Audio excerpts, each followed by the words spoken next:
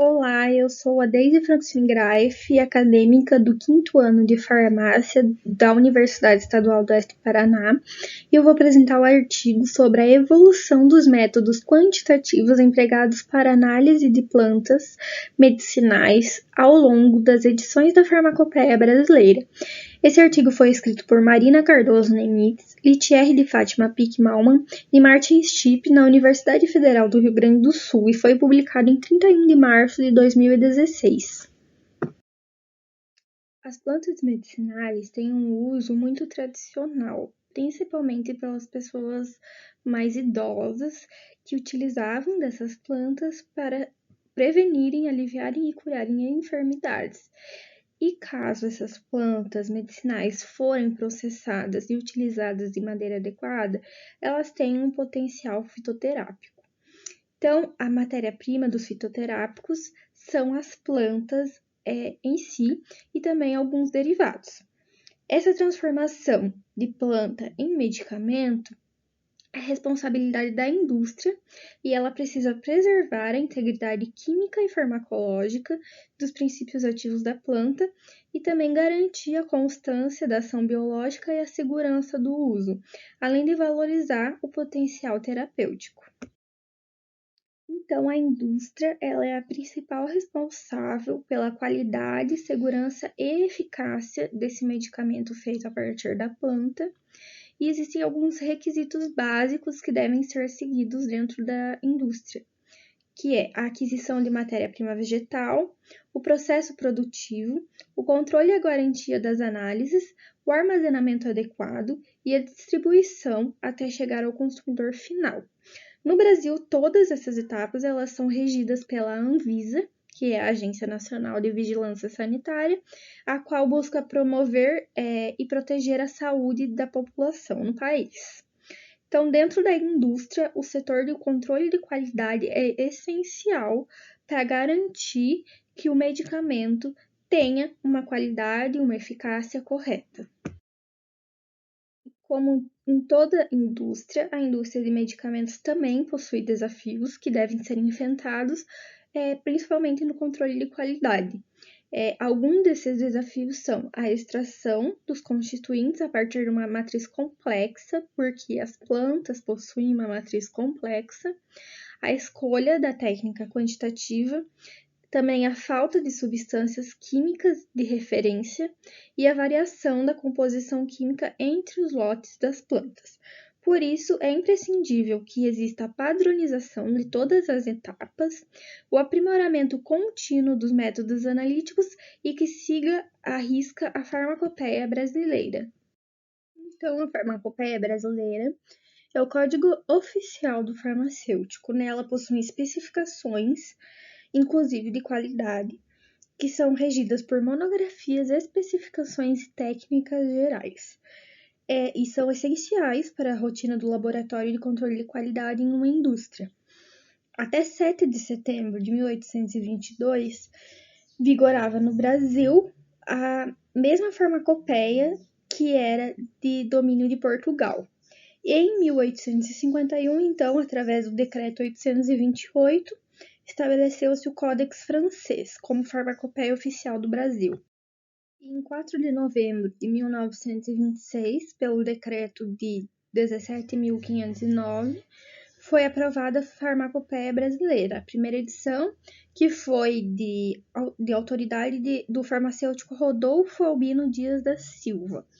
Mais de 30 anos depois, foi publicada a segunda edição pelo Decreto 45.502, de 27 de fevereiro de 1959. Nessa edição, se tornou obrigatória a presença da farmacopeia em farmácias e laboratórios, indústrias farmacêuticas e estabelecimentos do gênero. A terceira edição da Farmacopeia Brasileira foi oficializada pelo Decreto 78.840 em 25 de novembro. No decreto, o Ministério da Saúde sugeriu que promoveria a cada 5 anos uma nova edição da Farmacopeia Brasileira. Porém, não foi assim que aconteceu. A quarta edição da Farmacopeia, ela foi dividida em duas partes, sendo que a primeira foi publicada em 1988. Essa edição ela ficou decretada a presença obrigatória da farmacopeia em drogarias e farmácias, estabelecimentos de ensino de medicina, farmácia, odontologia e veterinária, órgãos de fiscalização e controle de qualidade de medicamentos, laboratórios industriais e estabelecimentos do mesmo gênero.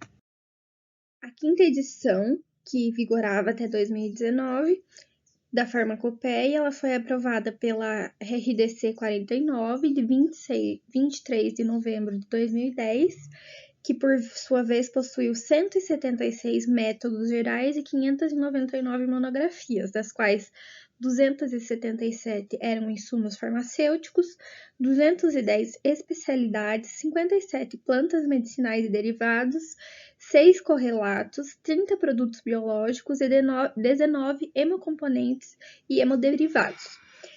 Atualmente, já existe a sexta edição da Farmacopeia Brasileira, que saiu em 2019.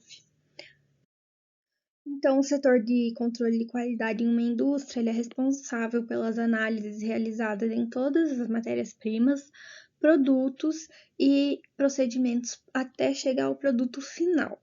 Todo esse setor de controle de qualidade, ele deve efetuar amostragens e análises que garantam a autenticidade e a confiança nos resultados do produto até a liberação deles. Então, as análises físico-químicas, juntamente com as análises microbiológicas, elas são importantes para garantir e poder confirmar a autenticidade da qualidade das matérias-primas. Uma das análises mais importantes é a determinação quantitativa dos compostos químicos, porque por meio desse tipo de análise a gente pode quantificar os marcadores químicos da planta e então avaliar se os resultados estão dentro das especificações pré-estabelecidas. Conforme, então, a legislação vigente para a fabricação dos fitoterápicos, a especificação da planta deve possuir as seguintes análises: a nomenclatura botânica oficial da planta, a parte utilizada, os testes de identificação de princípios ativos e marcadores, descrição macroscópica e microscópica, testes de pureza e integridade, testes para determinação da contaminação microbiológica e, quando aplicável, também efetuar análise de resíduos de pesticidas, fumigantes, radioatividade, micotoxina e análises qualitativas e quantitativas sobre os princípios ativos e os marcadores conhecidos, ou a classe de compostos químicos característicos de cada espécie. Então, para a definição dos parâmetros de quantificação dos marcadores químicos de MPV, é necessária a padronização dos métodos durante a avaliação de qualidade da MPV e também medicamentos fitoterápicos. É de extrema importância a determinação dos constituintes químicos, principalmente do marcador químico de espécies vegetais. Então, o marcador químico pode ser definido como composto ou classe de composto químico presente na MPV que tem preferencialmente correlação com o efeito terapêutico e é utilizado como referência no controle de qualidade. As plantas produzem diversos metabólitos, principalmente metabólitos secundários que possuem ação terapêutica. Alguns desses metabólitos secundários são, por exemplo, óleos essenciais, saponinas, carotenos, flavonoides, taninos, alcaloides, entre outras classes de metabólitos secundários. Então, a análise de MPV, ela é muito importante, mas ela não é algo simples.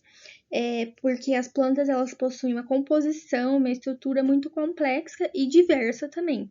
Então, por isso é importante que tudo seja padronizado, porque pode acontecer de resultados falsos, falsos positivos, falsos negativos acontecerem. Por isso, é necessário que tenham técnicas de preparação, análise quantitativa e também o treinamento dos funcionários que trabalham na indústria para que eles saibam fazer corretamente essa análise.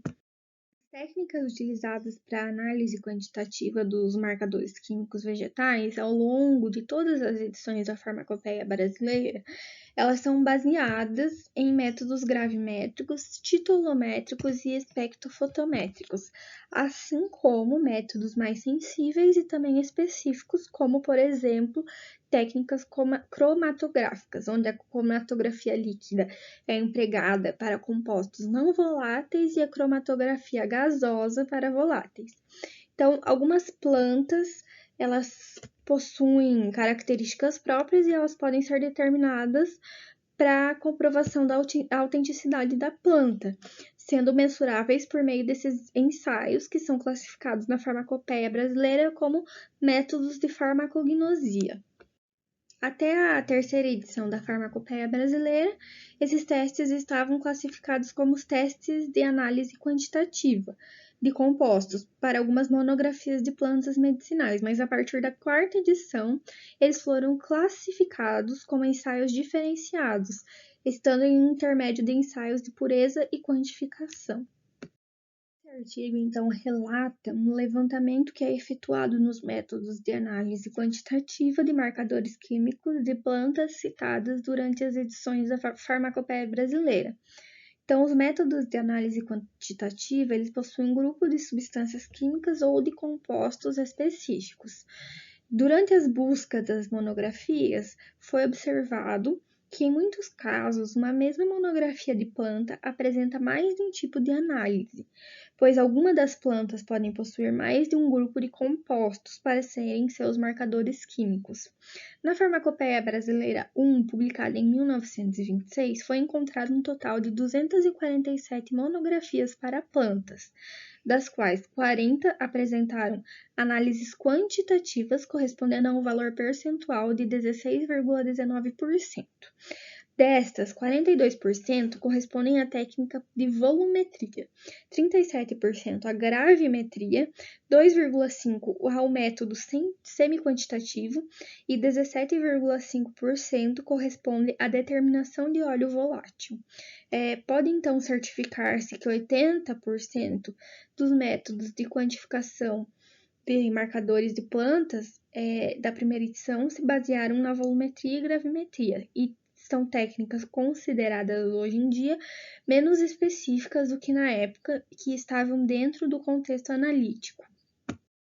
Apesar da volumetria ela continuar sendo citada na farmacopeia, houve uma inversão da prevalência das técnicas.